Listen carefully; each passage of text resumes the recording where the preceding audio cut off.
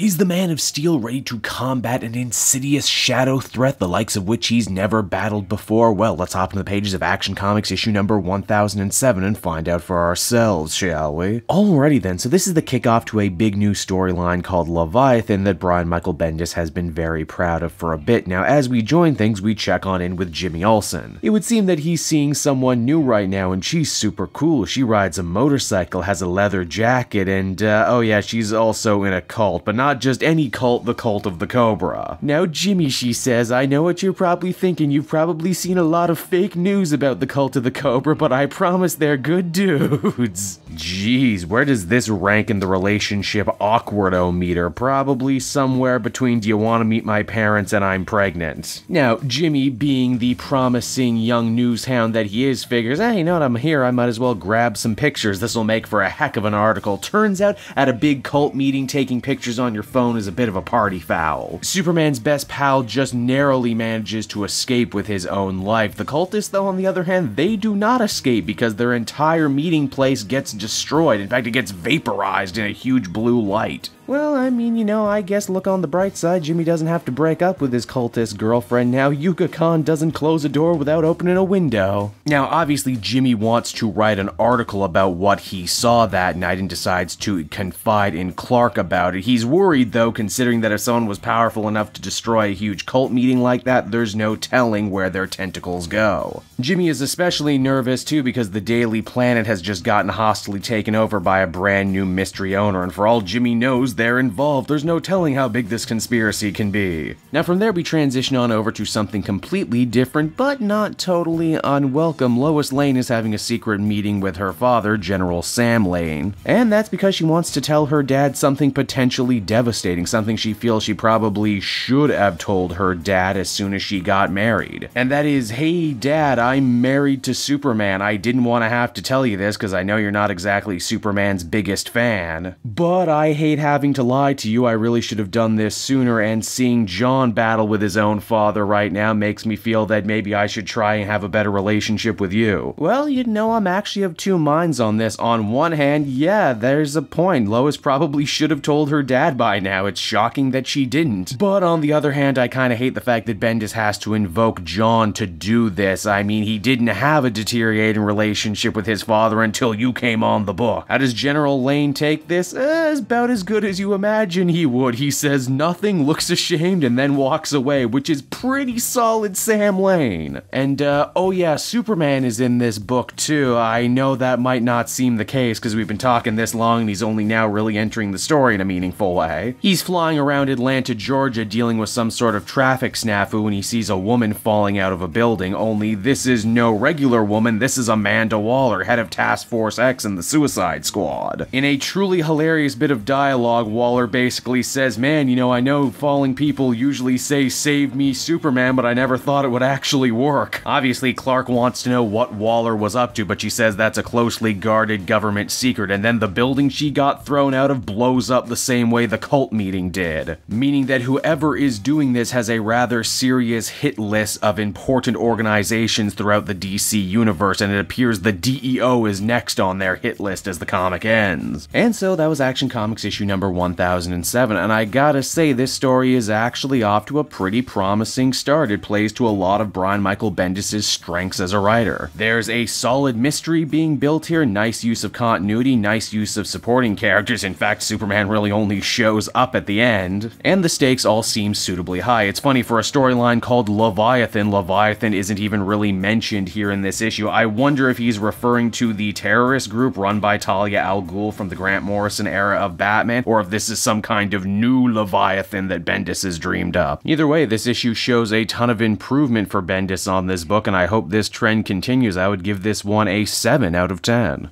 Hey there everyone, it's your old pal Cape Joel again. I want to thank you so much for watching to the end of the video. I hope you enjoyed it, and if you did, why not check out some of these other videos I have on offer. Then you can follow me on Twitter and Facebook at Cape Joel, so you're always up to speed on what I'm doing next. And hey, did you know I have a Twitch and gaming page now? That's right, I do. If you head on down in the description, you'll find a link to the Joel Daily channel where I re-upload my streams, as well as the Cape Joel official Twitch channel where occasionally I do live stuff. If you're around, I would love it if you watched. I'm sure you'll have a good time. So until then, everyone, this has been Cape Joel, and I will be back again with more great comic content that smacks of greatness. Bye-bye.